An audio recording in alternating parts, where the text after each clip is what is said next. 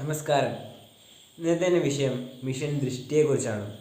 എല്ലാവരും ഈ ഇടയ്ക്ക് കേട്ടിരിക്കുമല്ലോ നമ്മുടെ ഇന്ത്യയിൽ നടന്ന ഈ സാറ്റലൈറ്റ് പരീക്ഷണം. ഇത് വെറും ഒരു ഗവൺമെൻറ്റെയോ അങ്ങനെയുള്ള സ്ഥാപനങ്ങളുടെ അല്ല. ഇത് പ്രൈവറ്റായിട്ട് പ്രവർത്തിക്കുന്ന ഒരു കമ്പനി വിക്ഷേപിച്ച ഒരു സാറ്റലൈറ്റ് ആണെന്ന് പറയാൻ തന്നെ നമുക്ക് അത്ഭുതമാണല്ലോ. കാരണം ഇന്ത്യ എന്ന് പറയുന്ന രാജ്യത്ത് ഇത്രയും ഡെവലപ്മെൻറ്റ് ഉണ്ടായെന്ന് പറയുന്നത് തന്നെ നമുക്ക് വലിയൊരു അഭിമാനം നൽകുന്നൊരു കാര്യം തന്നെയാണ്. നമുക്കറിയാം, നമ്മൾ സാറ്റലൈറ്റ് വിക്ഷേപണം എന്നൊക്കെ കേൾക്കുമ്പോൾ നമ്മൾ ISR, നാസ എന്നിങ്ങനെ വലിയ വലിയ സ്ഥാപനങ്ങളൊക്കെയാണ് നമ്മൾ ചിന്തിക്കുന്നത്. എന്നാൽ ഇത് ചെറിയൊരു സ്റ്റാർട്ടപ്പ് സ്ഥാപനമാണ് ഈ ഒരു വിക്ഷേപണം നടത്തിയത് എന്ന് കേൾക്കുമ്പോൾ നമുക്ക് അഭിമാനിക്കാവുന്ന ഒരു കാര്യം തന്നെയാണ്. കാരണം ഈ ഫീൽഡിലേക്ക് ഈ സ്പേസ് ഫീൽഡിലേക്ക് ഇങ്ങനെയുള്ള പ്രൈവറ്റ് ഏജൻസികളെ കയറി വരിക എന്ന് പറയുന്നത് ചെറിയ കാര്യമൊന്നുമല്ല. അത്രത്തോളം കഴിവും അത്രത്തോളം ഡെവലപ്മെൻറ്റും വേണ്ടൊരു മേഖല തന്നെയാണ് ഈ സ്പേസ് ഏജൻസി എന്ന് പറയുന്നത്. അപ്പോൾ ഈ മിഷൻ ദൃഷ്ടിയെക്കുറിച്ച് ഞാൻ പറയുകയാണെങ്കിൽ, ഈ മിഷൻ ദൃഷ്ടി എന്ന് പറയുന്ന ഈ സാറ്റലൈറ്റ് എന്ന് പറയുമ്പോൾ SpaceX Falcon 9 കൂടെയാണ് വിക്ഷേപണം നടത്തിയിരിക്കുന്നത്. ഇത് വെറും ഒരു സാറ്റലൈറ്റ് അല്ല. ഇതിന് പ്രത്യേകതകൾ വേറെ നിരവധി ഉണ്ട്. അപ്പോൾ ഇവയാണ് ആദ്യ സാറ്റലൈറ്റ് എന്ന് പറയുമ്പോൾ ഈ സാറ്റലൈറ്റിൽ സാധാ ഇമേജിങ്ങും പിന്നെ ഇത് നമ്മുടെ ഈ റേഡിയോ വേവ് വെച്ച് ഇമേജിങ്ങും ഉള്ള ടെക്നോളജി വെച്ച് ബഹിരാകാശത്തേക്ക് പോയ ആദ്യത്തെ പേടകമാണെന്ന് വേണമെങ്കിൽ നമുക്ക് പറയാൻ സാധിക്കും. അപ്പോൾ ഇവ അന്തരീക്ഷത്തിൽ ഒരു സീക്രട്ട് കണ്ണുപോലെയാണ് പ്രവർത്തിക്കുന്നത്. എന്ന് വെച്ചാൽ ഇത് സാധാരണ എല്ലാ സാറ്റലൈറ്റ് പോലെ നമുക്ക് ചിത്രങ്ങൾ പകർത്തരും.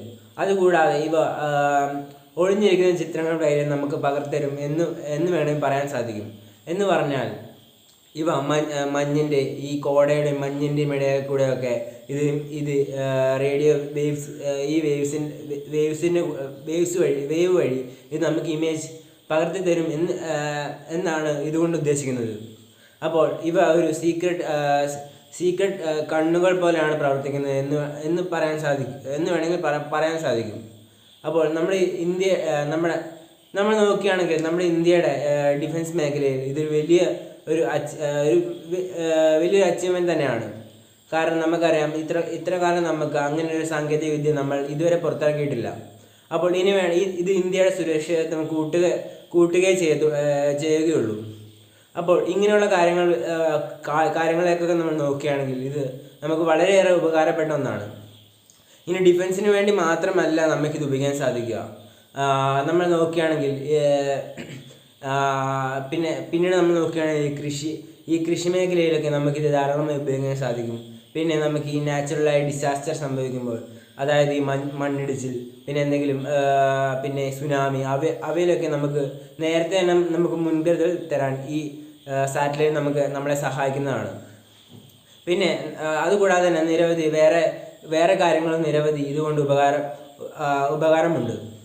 പിന്നെ നമ്മൾ യുവാക്കൾ ഇത് എങ്ങനെ കാണണമെന്ന് വെച്ചാൽ, നമുക്കറിയാം ഇതൊരു പ്രൈവറ്റ് ഏജൻസി, അതായത് ജസ്റ്റ് ഇപ്പോൾ തുടങ്ങിയ ഒരു സ്റ്റാർട്ടപ്പാണ് ഇത് വിക്ഷേപിച്ചത് എന്ന് നമ്മൾ ചെറുപ്പക്കാരെ നോക്കേണ്ടതുണ്ട്. അപ്പോൾ നമ്മൾ ചെറുപ്പക്കാർ ഇതെങ്ങനെയാണ് നടത്തിയതെന്നും ഇതിൻ്റെ ടെക്നോളജി എങ്ങനെയാണെന്നും കണ്ടുപിടിച്ച് നമ്മളാണ് നാളത്തെ തലമുറ എന്നുകൊണ്ട് നമ്മൾ ചിന്തിച്ചുകൊണ്ട് വേണം നമ്മൾ പ്രവർത്തിക്കാൻ.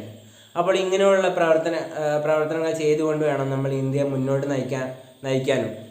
അപ്പോൾ നമ്മൾ പണ്ടൊക്കെ എന്ന് പറയുമ്പോൾ ഇന്ത്യ എന്ന് പറയുമ്പോൾ മറ്റു രാജ്യങ്ങളെ ഫോളോ ചെയ്ത് മറ്റു രാജ്യങ്ങളെ പിന്തുടർന്നാണ് പോയിക്കൊണ്ടിരുന്നത്. അതായത് വലിയ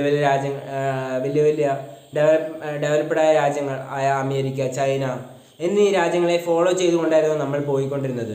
പക്ഷേ ഇന്ന് നമ്മൾ നോക്കുകയാണെങ്കിൽ ഇന്ന് നമ്മുടെ ഇന്ത്യ എന്ന് പറയുമ്പോൾ താഴെത്തട്ടിലല്ല, ഏറ്റവും മുന്നിൽ തന്നെ നമ്മൾ നയിച്ചുകൊണ്ട് പോകുന്നവരാണ് എന്ന് വേണമെങ്കിൽ നമുക്ക് പറയാൻ സാധിക്കും. അപ്പോൾ ഇതൊരു ചെറിയ കാര്യമല്ല, ഇതൊരു വലിയ കാര്യം ആണ് എന്ന് പറഞ്ഞുകൊണ്ട് ഞാൻ എൻ്റെ പ്രസംഗം നിർത്തുന്നു. നന്ദി.